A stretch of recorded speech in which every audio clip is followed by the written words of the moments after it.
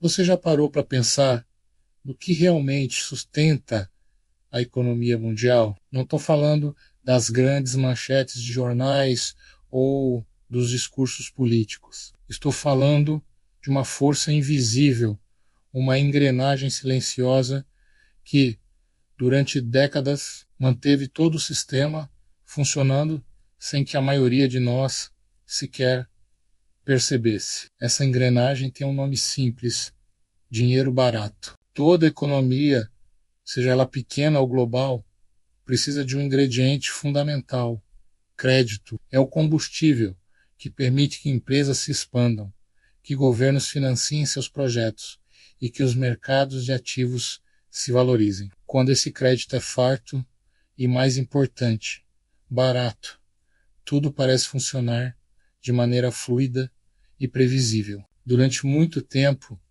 o principal fornecedor desse crédito para o mundo foi o Japão, uma nação que, silenciosamente, se tornou a fonte de uma liquidez quase infinita, criando uma dependência global que poucos realmente compreendiam em sua totalidade. O mecanismo era surpreendentemente simples, mas sua escala era monumental. O processo, conhecido no mercado financeiro como carry trade, funcionava assim: investidores pegavam o dinheiro emprestado no Japão, onde as taxas de juros eram praticamente zero. Em seguida, esse capital era convertido em outras moedas, como o dólar ou o real, e investido em países onde os juros eram muito mais altos. A diferença, o chamado spread, entre as taxas, podia parecer pequena para uma única transação,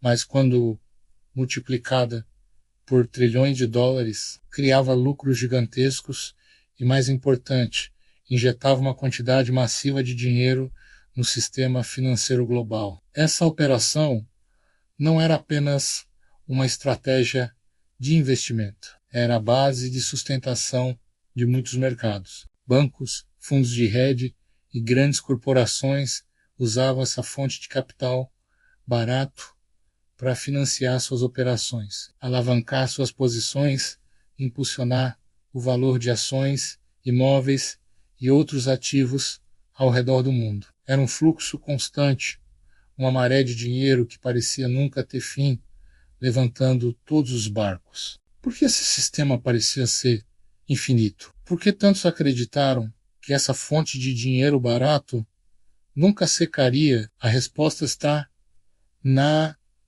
consistência durante anos, talvez décadas.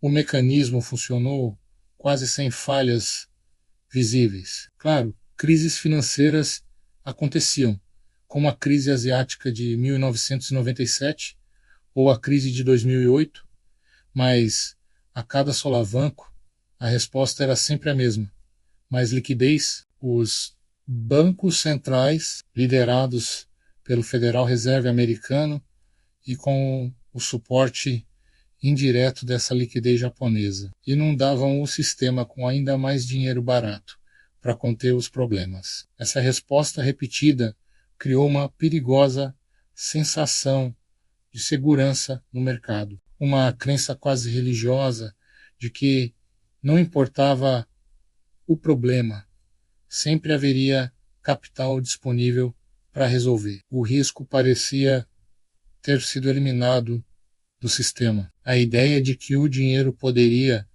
um dia acabar ou ficar caro se tornou impensável. E esse, meus amigos, foi o maior e mais perigoso erro de todos. A complacência se instalou e o mundo se tornou viciado nessa droga financeira. Mas o que acontece quando essa engrenagem, antes tão confiável, começa a travar? É exatamente o que estamos testemunhando agora. Quando o dinheiro deixa de ser barato, quando os juros no Japão começam a subir, mesmo que timidamente, e quando outras economias importantes também elevam seus custos de crédito, a engrenagem começa a ranger. O fluxo de capital não para de uma vez mas desacelera. O crédito, antes abundante, se torna mais caro e mais difícil de obter. O risco, que todos acreditavam ter sido domado, volta a ser um fator real e presente. Nada quebra da noite para o dia. É um processo gradual. Primeiro, as empresas mais endividadas, aquelas que dependiam intensamente de novos empréstimos para rolar suas dívidas, começam a sentir a pressão. Elas são as primeiras a enfrentar dificuldades. Depois, o impacto se espalha para os mercados financeiros. As avaliações de ativos que foram infladas por anos de dinheiro fácil começam a parecer insustentáveis. A volatilidade aumenta e a confiança dos investidores começa a vacilar. Por fim, o aperto chega à economia real. O custo mais alto do crédito significa menos investimento, menos contratações e menos consumo. O crescimento econômico, que parecia tão robusto, começa a perder força. O verdadeiro problema não é um colapso repentino e espetacular, como muitos imaginam. É algo mais sutil e profundo. A perda de sustentação. O sistema econômico global perdeu o pilar invisível que o mantinha em um equilíbrio precário. Sem essa engrenagem funcionando a todo vapor, o mundo precisa encontrar um novo ponto de equilíbrio. E esses reajustes, historicamente, são dolorosos e custam caro. Governos precisam lidar com dívidas que se tornaram mais pesadas.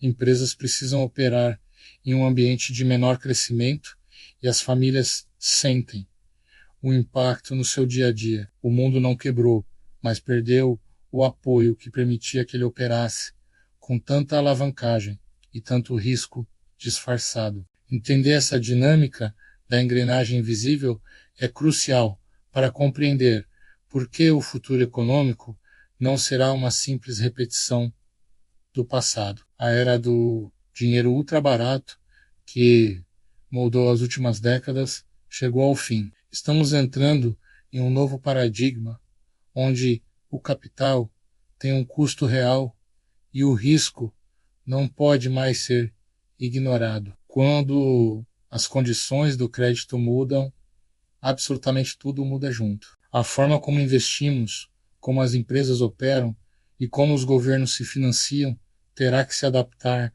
a essa nova realidade. O que vimos foi a desmontagem lenta de uma máquina que operou nas sombras por tempo demais. E agora estamos todos sentindo os efeitos dessa mudança estrutural. Se você quer continuar entendendo as forças que realmente movem a economia global e o que esperar do futuro, não se esqueça de se inscrever no canal e ativar o sino. Assim você não perde nenhuma análise. Obrigado por assistir e até a próxima.